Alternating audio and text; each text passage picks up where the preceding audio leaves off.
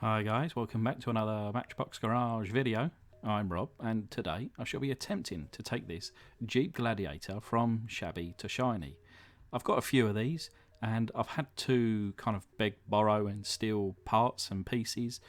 So this is actually turning out to be a bit of a Frankenstein at the end, but it's wicked. So please persevere with the video, watch it all the way through. The end result is beautiful in my opinion. And remember, 2,000 likes and this one could be yours. I've put this as a restoration plus. I don't know, it's maybe a mini custom.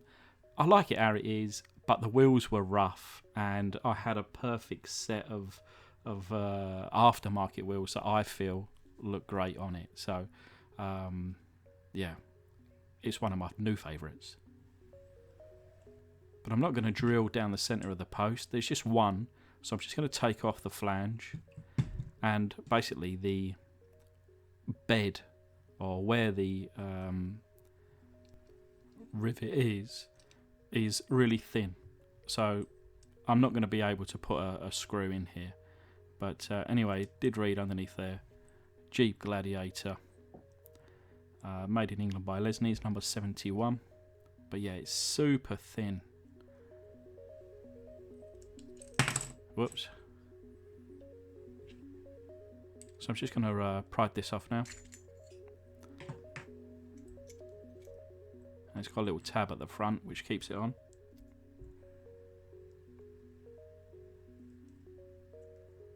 As you can see, a little bit of rust coming through on those axles. Interior coming out. And it's starting to, the plastic on this is so thin and it's so flimsy that it's actually just starting to disintegrate. It's starting to just kind of crumble really in my hands. So this will certainly be changed out for a replacement. I'll gently place that to one side.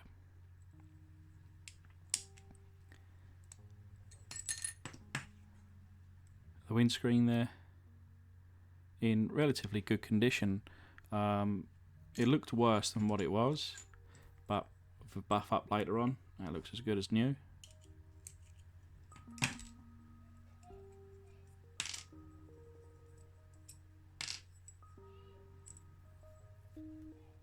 And then the rear wheels here, rear axle, bent, wheels in bad condition. And it was really at that point that I realised, seeing those kind of poor condition wheels, I thought I need to replace them. And these are what I'm going to be going with. So I'm going to kind of cut the axle out. And when I cut that axle, it flicked up and it hit me in the face.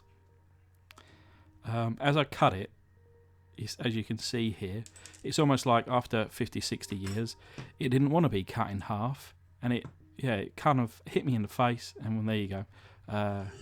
It was quite a bleeder. But anyway, pop it into my foot-long hot dog jar with a caustic soda, and whilst that's doing its business, I'll pop in some plastics into some warm soapy water.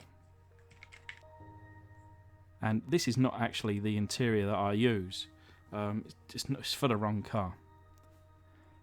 And here's a replacement or the windscreen from the car. Like I say, I've got probably 3 of these in all mixed and generally bad condition, and they're all apart, so the kind of end result's a bit of a Frankenstein. So who knows which part come from which car now. But there's the windscreen there after a rub down with that 1200 grit sandpaper, bit of a polish up with the metal polish, and a dip there of course in the pledge solution. And then coming back to the casting now, all the paint is off, it's just floating in the water. So after that gets flushed,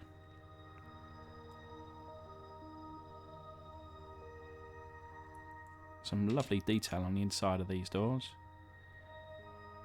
And you can properly read now. Jeep Gladiator there. Number 71.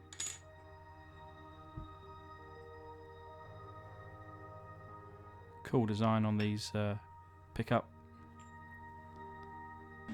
But I'm going to grab Ella's tool and give it a good old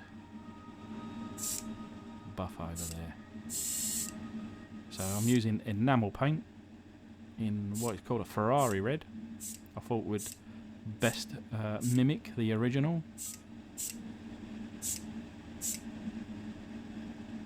So paint from the underside, making sure I've got all the angles. A little bit difficult with these wheel wells and stuffs.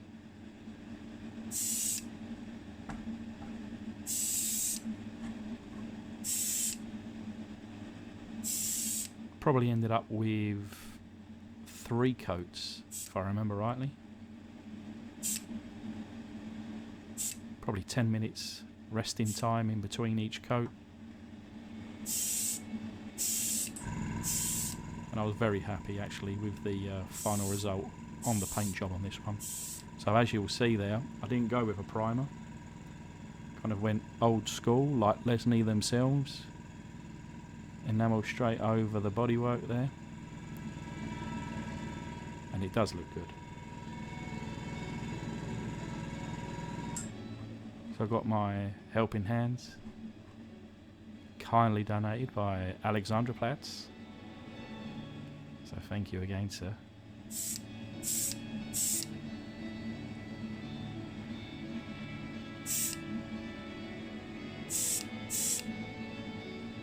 And then of course, grabbing all the angles, covering the doors, paying extra attention to the outsides to make sure that it is as good as the body.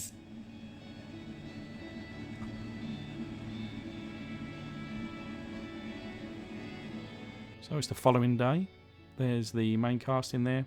Very happy with how that's turned out. But I'm going to give some detail to the front, the grille, the lights. There's the windscreen there. And a replacement interior. I'm going to leave the base unpainted and polish it up. One wheel section already in place. But anyway, here's a little reminder of what she looked like. And this is the result. Beautiful red. You can see the detail in the front there with the Citadel Nuln Oil in the grille, painted in headlight, and then the grills on the inside. Wheels, to me, in my opinion, not only are they perfect size, they suit it great. It's a great roller. You know, there's no kind of touching or mucking around. Like I say, this was more of a restoration plus because it's all, you know, as standard, other than different wheels and kind of painted in grille and lights. I don't consider it a custom because I could have gone with different colour and gone to extremes, but I really like this one. So just another reminder of 2,000 likes, and this one could be yours.